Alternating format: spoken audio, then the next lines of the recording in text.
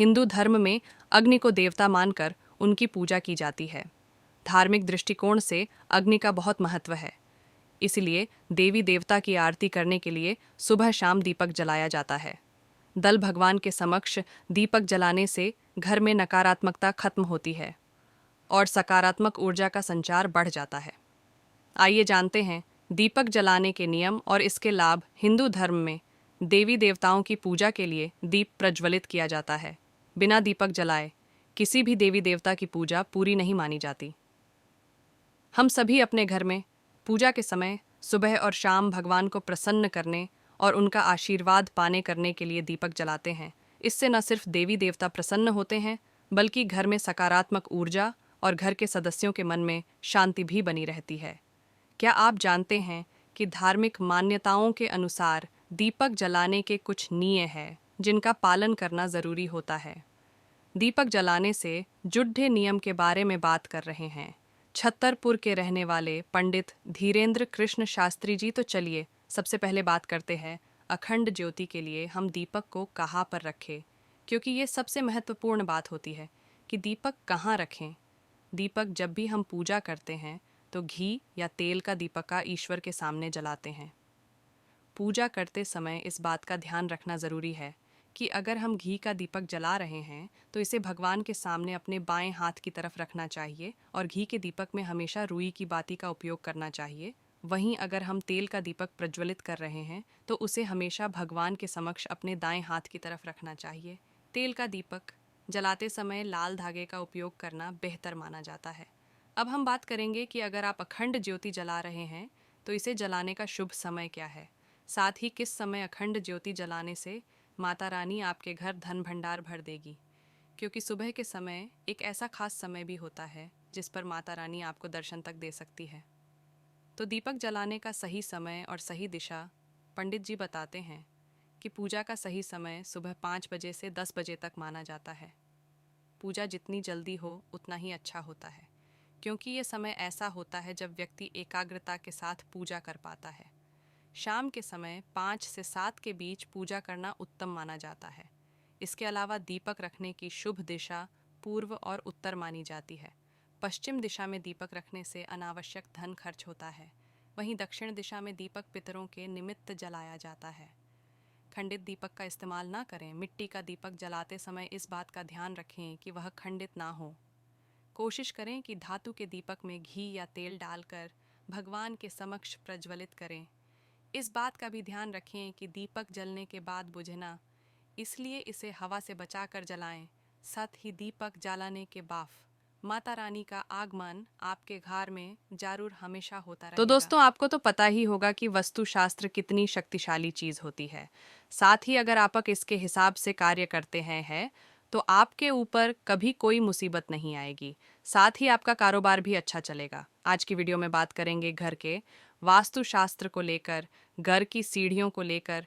हिंदू धर्म में वास्तुशास्त्र का अत्यंत महत्व बताया गया है। अगर घर का वास्तु सही होता है तो घर में सुख समृद्धि और खुशियां बनी रहती हैं। इसके अलावा घर में फैली नकारात्मक ऊर्जा सकारात्मक ऊर्जा में परिवर्तित होकर घर के सदस्यों को लाभ पहुंचाती है। घर में हर सामान वास्तु के अनुसार रखने से जीवन में व्यर्थ की परेशानियां नहीं झेलनी पड़ती हैं। आज हर व्यक्ति अपने घर को वास्तुशास्त्र के अनुसार बनवाते हैं। वास्तु के नियमों का पालन करते हुए किस किस दिशा में क्या रखना सही होता है, इन बातों का विशेष ध्यान दिया जाता है। घर की सीढ़ियों को लेकर भी वास्तुशास्त्र में कई नियम हैं जिसके बारे में हमें बता रहे हैं छतरपुर के रहने वाले पंडित धीरेन्द्र कृष्ण शास्त्री, ज्योतिष एवं वास्तु सलाहकार। तो सबसे पहले बात करते हैं किस दिशा में होनी चाहिए। सीढ़ियाँ वास्तुशास्त्र के अनुसार घर की सीढ़ियाँ दक्षिण के पश्चिम दिशा में होना शुभ माना जाता है। इससे घर में सुख समृद्धि और धन का आगमन बना रहता है। घर के मध्य भाग को भगवान ब्रह्मा का स्थान माना जाता है, इसलिए मध्य भाग में सीढ़ियाँ नहीं होना चाहिए। घर की उत्तर पूर्व दिशा भी सीढ़ियों के लिए सही नहीं मानी जाती है। इसके अलावा घर के ईशान कोण में भी सीढ़ियाँ बनाने से बचना चाहिए। ईशान कोण में सीढ़ियाँ बनाने से घर में परेशानियाँ बढ़ने लगती हैं। तो चलिए अब बात करते हैं कि घर की सीढ़ियों के नीचे क्या नहीं रखना चाहिए, क्योंकि बहुत से लोग हमेशा ये गलतियाँ करते हैं क्योंकि उनको नहीं पता होता कि अपने घर की सीढ़ियों के नीचे कौन सी चीज़ रखना उचित होता है, सीढ़ियों के नीचे क्या रखें और क्या नहीं। सीढ़ियों के नीचे जगह होने के कारण हम वहाँ पर कई सारे सामान रख देते हैं, लेकिन ऐसा नहीं करना चाहिए। सीढ़ियों के नीचे आग से जुड़ा कोई भी सामान रखने से बचना चाहिए। सीढ़ियों के नीचे रसोई घर और पूजा घर भी नहीं बनाना चाहिए। इससे घर में नकारात्मक ऊर्जा का संचार बढ़ता है। सीढ़ियों के नीचे जूते चप्पल और बेकार का सामान रखने से भी बचना चाहिए। इससे बच्चों के स्वास्थ्य में काफ़ी उतार चढ़ाव देखने को मिलता है। इसके अलावा मकान मालिक के जीवन में भी बहुत सी परेशानियां आती हैं। आप सीढ़ियों के नीचे गमले में पौधे लगा सकते हैं। कैसी होना चाहिए? सीढ़ियाँ सीढ़ियाँ हम सभी को आगे बढ़ने का संदेश देती है, इसलिए ध्यान रखें कि सीढ़ियाँ चौड़ी हों और उन पर पर्याप्त रोशनी आती हो। सीढ़ियों के दोनों तरफ दरवाजे होने चाहिए। साथ ही अगर आप सीढ़ियों के नीचे ये चीज़ें रखते हैं तो आपका वास्तु दोष ठीक रहता है। साथ ही आपके घर का वास्तु भी एक से काम करता है। हमारे किचन में ऐसी बहुत सी चीज़ें हैं जो हमारे खाने का स्वाद बढ़ाने के साथ साथ हमें कई तरह की बीमारियों और अनेकों समस्याओं से निजात भी दिला सकती हैं।